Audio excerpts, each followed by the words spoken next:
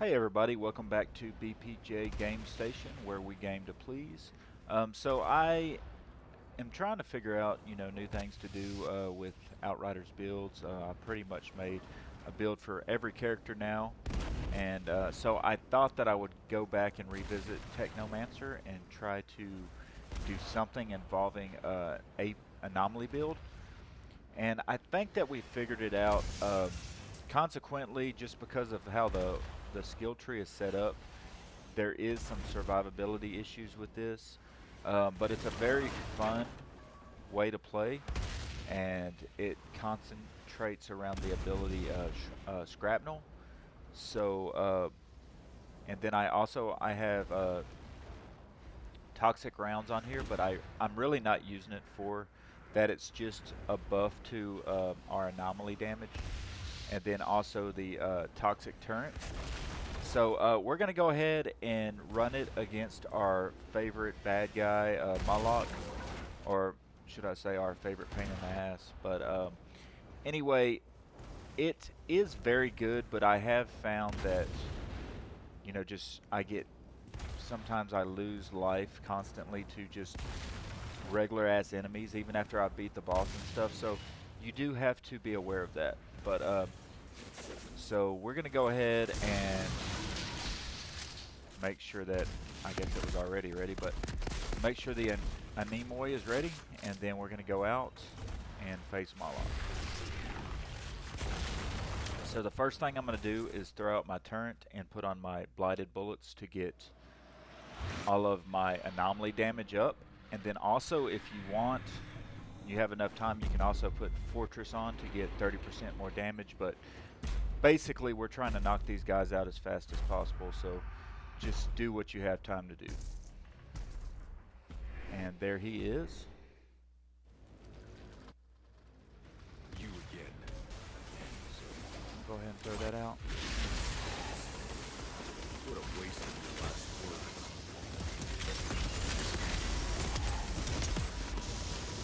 Basically, what you're going to want to do is you're going to want to knock these captains out as fast as possible.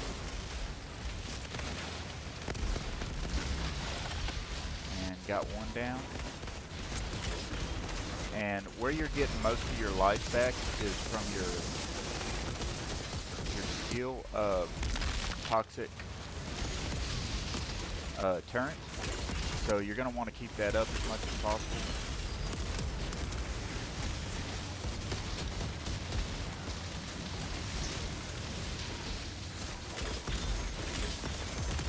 And like I said, just keep spamming Scrapnel. That's where we get some of our damage, or not our damage, but our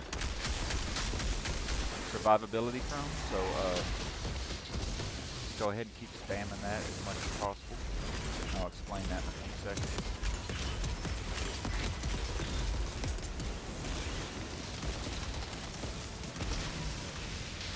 Alright, so I think we got that guy knocked out.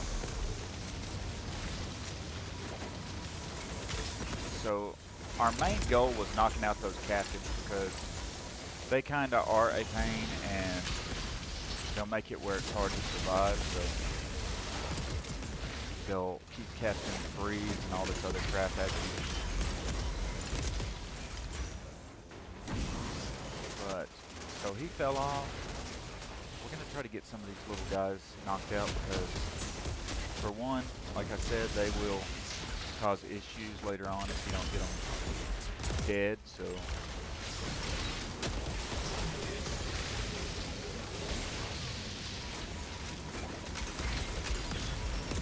like I said, if you keep spamming these abilities and stuff, you shouldn't have any issues surviving. It's just when you're far away from an enemy and you're trying to kill them, that's the problem, because they have long range weapons and we are more or less up close and personal kind of deal, so that can be an issue. But we got him down, so now it's just the little regular guys that are going to be shooting me from far away. So make sure we get him taken care of.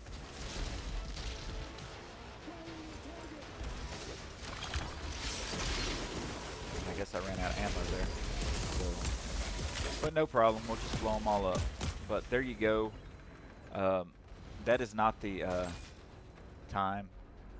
I did not go through this And quickly. that freak I I put the fought remote last down time, and took the some one who time in nearly between. So buried me alive. that's not an accurate Am I time, gonna have but to dig this you is out going to of be the rubble slower again?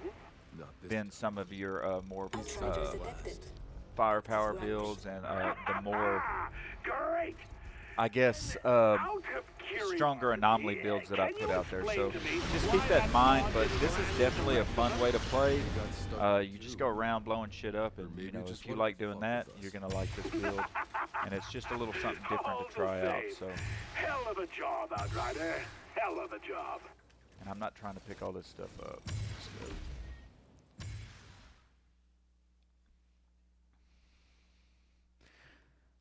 So, kind of what we was trying to do is trying to get all of our damage mostly from Scrapnel, and I think you're going to see 197 million, 87 million came from that, and then our set bonus trap mine damage, 31 came from that. So over 100 million in damage for both. That I think that's probably around 120 or so, something like that. But you know, just pretty decent build, pretty awesome to play, and a lot of fun. Like I said, the only issue you might have is some survivability stuff, but we'll go ahead and go over the build, and you might be able to, play around with this build a little bit more just to try to figure out how to make it a little safer if that's what you're looking for. But so the first thing is I went out a little bit on this, and that's just to get this vulnerability basically. With everything that's hit by the toxic. So increase your max health by 10%. And lost my remote there for a second. So increase your max health by 10%. Increase your resistance by 20%. Increase your max health by 10%. Every time toxic is afflicted on an enemy, vulnerable is also inflicted. Very good. And then this makes vulnerability afflicted on an enemy is 40% more effective. So, very good to have on your build just for that extra damage. And then we pretty much go along the bottom tier and increase your anomaly power by 10%. Reduce ordnance skills cooldown by 15%. Increase your anomaly power by 10%. Increase your resistance by 20%. Increase your anomaly power by 10%. Activating decay skills increases anomaly power for you and your allies by 30% for 10 seconds. Reduce ordnance skills cooldown by 15%. Increase your anomaly power by 10%. Increase your anomaly power by 10%. Increase your resistance piercing by 15. Increase your anomaly power by 10%. Activating ordnance skills increases your armor by 50%. This is really the only place you're going to get extra armor from, so that's why we got that on there, and I think it's very good. If it's stacked up a little bit more, it'd be great, but we got to go with what we get. So I think we can get up to probably 105. We get up to like 150 50k armor or something like that, which it's not great, but it's all we got. So so then team player, decrease elite's damage against you and your allies by 10%, increase your anomaly power by 10%, and then finally activating ordnance skills increases anomaly power by 50% for 10 seconds. So all pretty good. If you wanted this is actually pretty good, but we just, since we wanted to get that extra damage up here, we had to forego that. We had to also forego this resistance piercing, but if you think it's worth it, you might lose this one here just to pick that up, and you would get an extra 15% anomaly power, constantly, instead of just for 10 seconds after you throw this throw the turn. So definitely some things to consider.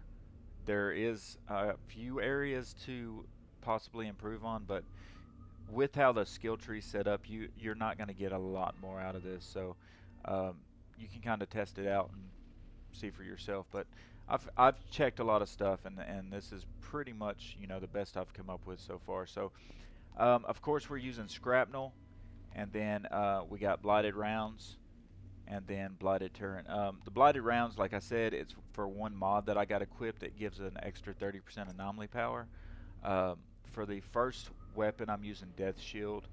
Um, Basically, I use this for not only the fortress, but it's also got the weapon life leech on it, which can, get you out of a bind if, shit's just tearing you up. But, and then I got the Shadow Comet as well. So that's very good setup for this build. You could possibly put something with armor piercing or something on that, but, I don't think it's necessary. There's another way I was trying to make this build with, I think strong against the fortified or whatever, or no resistance against the fortified, but it just didn't seem to be working as well, so I just went ahead and changed this weapon out. But if you wanted to try that mod, you could use either Air to the Desert or Roaring Umbra as your primary. And then for the secondary weapon, I'm using the Anomaly, and this is for the Moaning Winds and the Radiation Splash. I run all the shotgun bullets out, and then I just switch back, every 6 to 8 seconds, and proc these two mods, and that's really the only reason I got this on here.